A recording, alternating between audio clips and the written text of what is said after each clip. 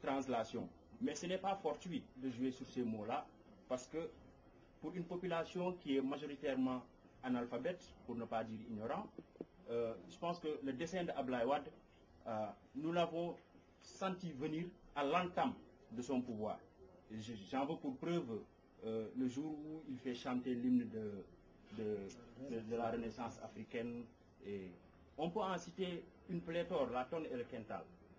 Moi, ce qui m'interpelle au premier chef, c'est est-ce que véritablement il y a des citoyens au Sénégal, au sens véritable du terme? C'est-à-dire que des gens qui sont au fait de ce qui se passe, de ce qui s'opère sous leurs yeux, et qui arrivent à le systématiser sous une forme analytique, opératoire, voire même opérationnelle. Et je pense que c'est à ce niveau-là que nous, en tant que formation politique, nous avons failli au niveau des écoles de formation, parce qu'on a plus de turiféraires, ou en tout cas des gens qui suivent un mouvement, non pas pour le projet de société qu'il propose, mais pour la beauté des yeux de celui qu'on a mis en avant, ou pour le poids de sa poche, ou que sais-je encore, mais qui est complètement en déphasage avec la philosophie du militantisme pragmatique au sens praxis du terme.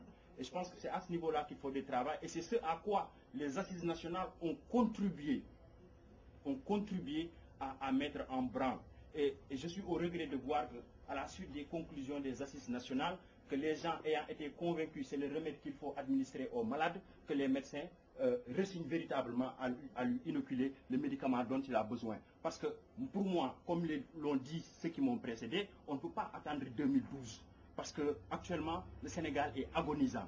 Et les forces vives de la nation se sont retrouvées, ont mis de côté leur ego, ont mis de côté les différends du passé, et ont mis en avant l'intérêt supérieur de la nation pour discuter et diagnostiquer le pays et proposer des remèdes.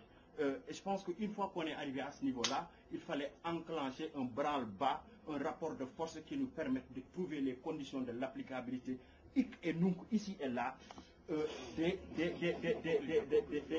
de ces conclusions-là pour sauver le pays. Et quel que soit maintenant le moyen qui sera utilisé, parce qu'on n'a pas un État en face de nous, nous avons une république de milices.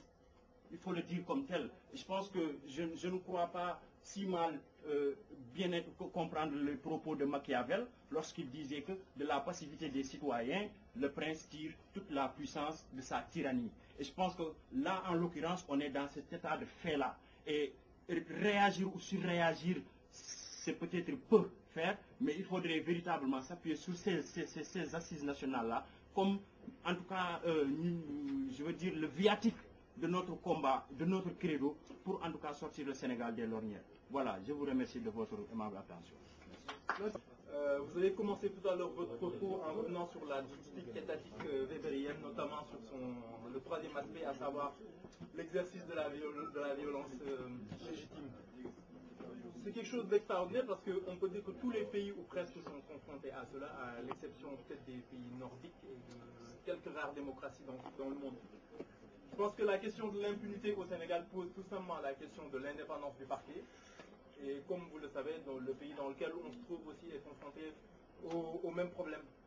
On ne peut pas imaginer véritablement que le parquet puisse instruire, mais disons, de façon claire, nette et précise, sans aucun parti pris, sachant que le président de la République, en tant que, comment dire, est au-dessus du ministre de la Justice et le parquet dépendant du ministère de la Justice. Donc, ne me parlez surtout pas d'indépendance de la justice au Sénégal, c'est pas possible.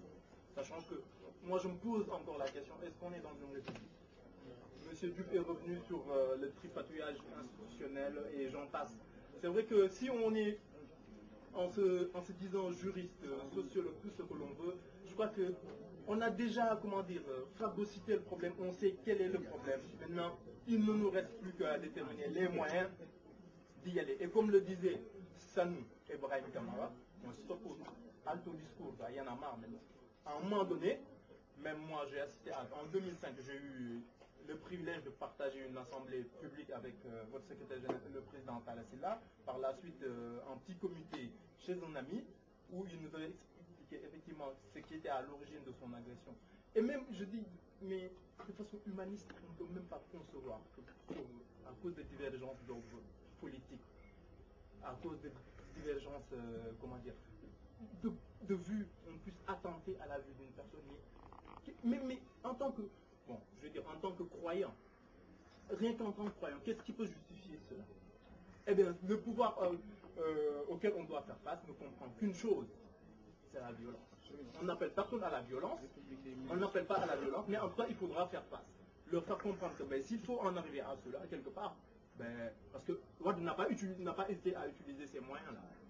Donc la question de l'impunité, à mon sens, ne pourra être résolue qu'en se débarrassant du régime en place. Et dans ce cas, j'appelle tous les camarades frères à nous rejoindre. Bon, vous l'êtes déjà dans ce combat. N'hésitons pas, camarades. Quand tu ne me laisseras pas mentir, Daniel Sow ne me laissera pas mentir, en tant qu'étudiant à l'université de Dakar, bien que social-démocrate convaincu, militant du Parti socialiste, quand il fallait descendre dans la rue alors que c'est notre le parti qui était au pouvoir, on n'a pas hésité. J'en porte encore les séquelles ici. Le 31 janvier 2001, lorsque l'étudiant Balagaïs était tué à l'université de Dakar, on était aussi dans la bataille. Donc aujourd'hui, s'il faut redescendre dans la rue, que ce soit à Paris ou au Sénégal, on n'hésite pas. Vive la République et par-dessus tout, vive le Sénégal.